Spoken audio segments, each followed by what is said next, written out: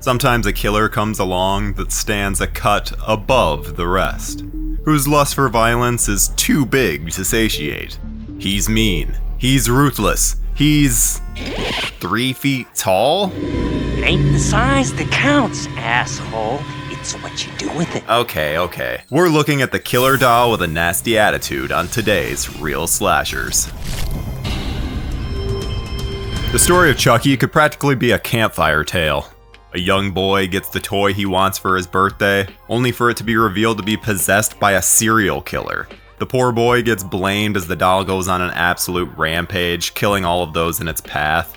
Most of the films in the series follow a similar structure, but there's one sequel that truly highlights Chucky at his best. Join us as we dive into the gem of the series, Child's Play 2. Every supermarket tabloid in the country is running headlines about Andy Barkley and his killer good guy doll. Many elements from the first film returned. One of several writers on the original film, John LaFia actually upgraded to director for its sequel. Don Mancini was able to receive sole writing credit here, something that would carry over into each of its sequels. Mancini is able to further establish and craft the unique tone of dark fun that the Child's Play series has always managed to achieve. At the end of the first film, Chucky is left burned to a crisp. It feels like a very triumphant ending, with the detectives finally believing Andy and his mom that Chucky has been killing people and not Andy. Well, prepare to be disappointed because in Child's Play 2 we find out that the police deny the events ever happening. Mrs. Barkley is put under psychiatric evaluation and Andy has been put into foster care. Ouch. I want to thank you guys for watching Real Slashers and ask that if you enjoy our shows, please subscribe to our channel right now. Like this video and click on the bell so you can be notified each time a new video goes up. And now, back to the show. We've seen so many variations of superheroes getting their gear around at the beginning of a film. Hell, it's even our first introduction to the Freddy Krueger character. Yet to see the reassembly of our lead villain is so great for a variety of reasons. It signals a brand new day for the character, adding a fresh coat of paint. This allowed the film to enter a bit of a different tone than the first, but this also served to show Chucky has restarted his possession process. Outside of the reboot, this is really the only time that we ever get to see the inside of Good Guy headquarters. It seems as though everyone that works here is downright awful. The fact that the company who creates the doll simply dismisses it as some guy changing the voice during production. Hi, I'm Chucky. I'm a Lakeshore Strangler. Now I'm gonna kill you. Is a great dig at corporate America. Because clearly this corporation only cares about their bottom line. Hell, they recreate a killer doll in order to prove its innocence and take away their legal liability. Hits a little too close to 2021. Alex Vincent's Andy struggled a lot in the first film. Can I open this first, Mommy? Can I? As a child actor, there was a lot asked of him because the character went through a really rough time. Here he proves himself to be much more capable, and it's a joy to see his growth as an actor. But his time doesn't get any easier. Andy is placed into a foster home that already features a rebellious teen girl named Kyle. She's played by Christina Leese, and she plays the role really well. I think we should talk to a lawyer first. Kyle, that's not funny. She seems realistic about her situation, which makes her instantly likable. His foster parents, Phil and Joanne Simpson, played by Jerry Graham and Jenny Agutter, fill the unbelieving parent roles pretty well. Their frustrations are understandable because, let's face it, to an outsider, Andy is nuts. If you don't kill him, I'll come get me. Andy, calm down. Now, he's asked to deal with the trauma of the first film in a cold environment. At one point, there's even revealed to be another good guy doll that had just been left around. You'd think that the foster parents would be a little more thoughtful given Andy's past. The good guy doll is even named after the first film's director, Tom Holland. It's actually a pretty funny moment because Chucky has to think for a minute about what his name is supposed to be. Hi, I'm Tommy, and I'm your friend to the end. Andy's reaction to the doll is pretty understandable though. I mean, given the events of the first film, This is the end, friend. He's an angry kid. He even smokes a cigarette. Clearly, this kid has seen some serious stuff. It'd be impossible to not say that Catherine Hicks' presence isn't severely missed from this film. She had a warmth to her, and she was always someone that had Andy's back. Funny enough, Hicks was actually on set quite often due to her marriage to Kevin Yeager, the Chucky puppeteer. Too bad they couldn't get her in for a cameo. Once Chucky takes out the foster parents, Andy is sent back to foster care. Kyle pretty much enters final girl mode here and gets you rooting for her to save Andy. The finale takes place in a massive good guy doll factory, and it's the obvious highlight of the movie. We'll get into more detail in the slashing up a scene section, but just know that Chucky triumphantly kills Kyle, possesses Andy, and goes on to murder everyone he comes across now in Andy's body. Just kidding, Andy and Kyle are able to defeat Chucky, and it feels about as definitive as you could imagine. You're dead. Before he was Chucky the Killer Doll, he was Charles Lee Ray, prolific serial killer based in Chicago. He's what you would refer to as pure evil. He doesn't have any redeeming qualities and may as well just be the spawn of Satan. Eventually, Officer Mike Norris corners Ray in a toy store. Mortally wounded, Charles uses his voodoo knowledge and transfers his soul into a good guy doll.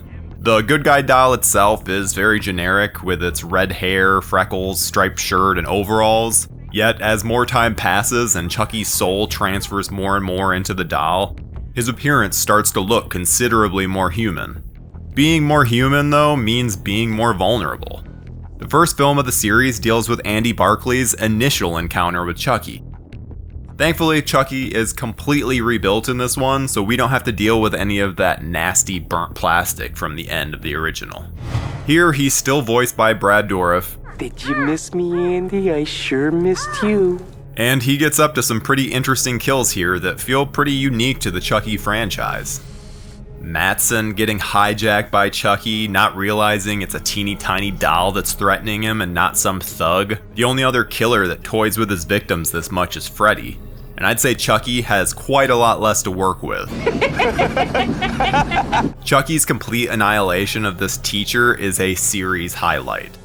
Seeing this woman, who has treated poor little Andy so terribly, get beaten down with a ruler is so damn satisfying. You've been very naughty, Miss Kettlewell. And we get this iconic shot of Chucky as he sizes down his prey. It really serves to show up how formidable Chucky can be despite being only 3 feet tall. This was originally supposed to be included in the first film, but was cut for budgetary reasons. But the most satisfying death of the movie has got to be Mr. Simpson. After spending the entire movie telling Andy that he's delusional, Mr. Simpson attempts to talk Andy down from holding this turkey carver. Then this happens. He's face to face with little Chucky, and in his last moments, he gets to see that Andy was right all along. How's it hanging, Phil?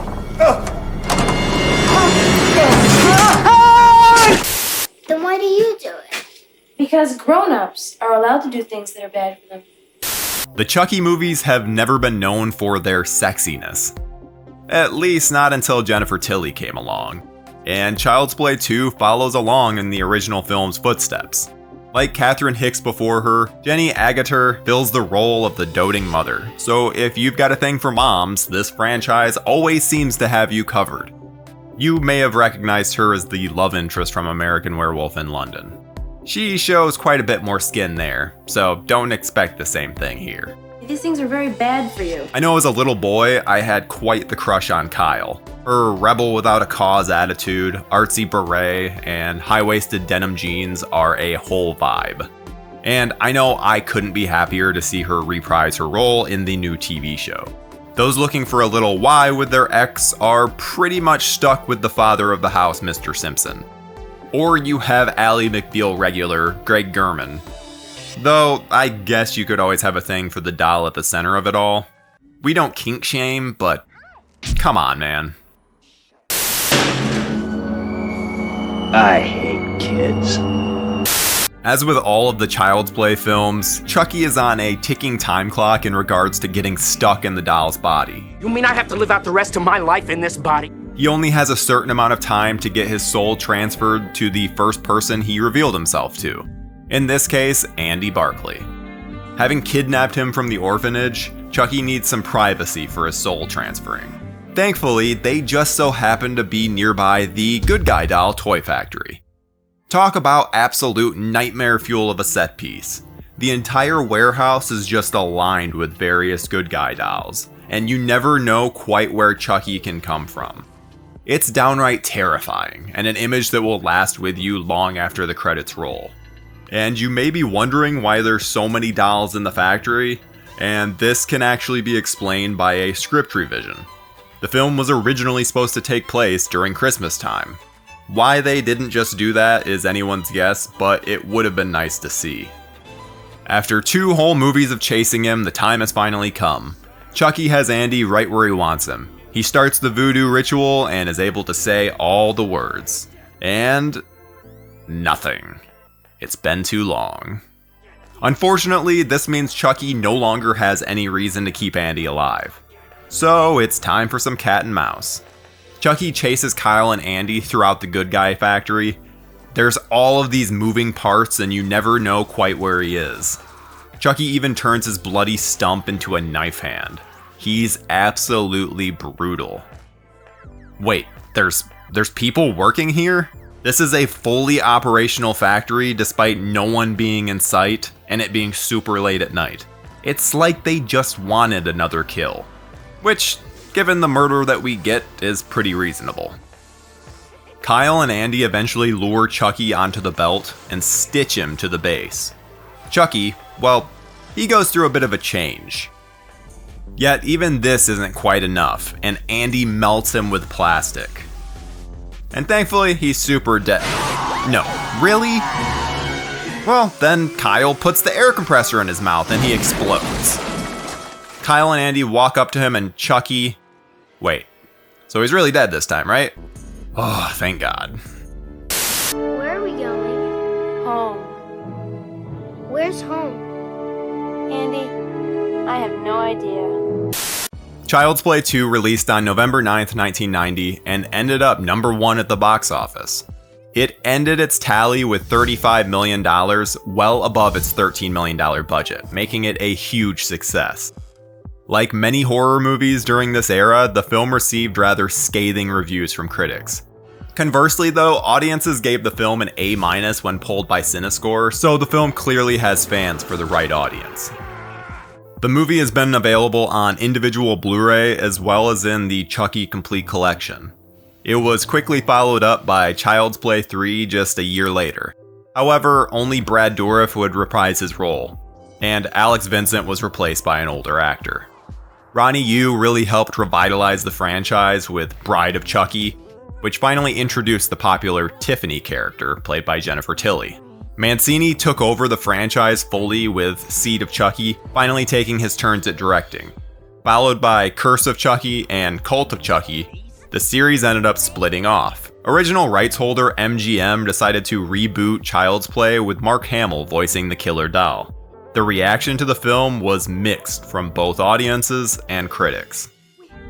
Thankfully, Don Mancini took the character to TV with USA Network's Chucky, which follows a teenager picking up the mysterious good guy doll at a yard sale. I'm sure you can guess what happens next. The series has been absurdly successful and even prompted the video you're watching now, so if you're wanting some of your Chucky fix, you know where to turn. Just make sure you do so without any killer dolls around. I hear they're bad for your health.